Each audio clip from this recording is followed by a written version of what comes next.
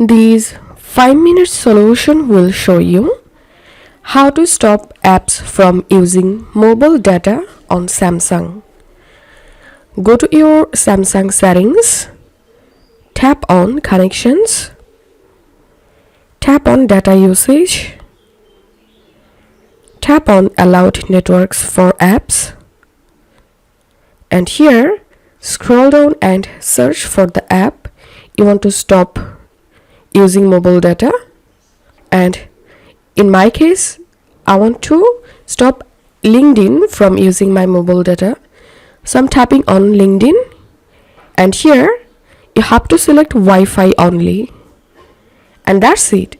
This is how we can stop apps from using mobile data. If you find this video helpful, don't forget to subscribe 5-minute solution. See you in the next video.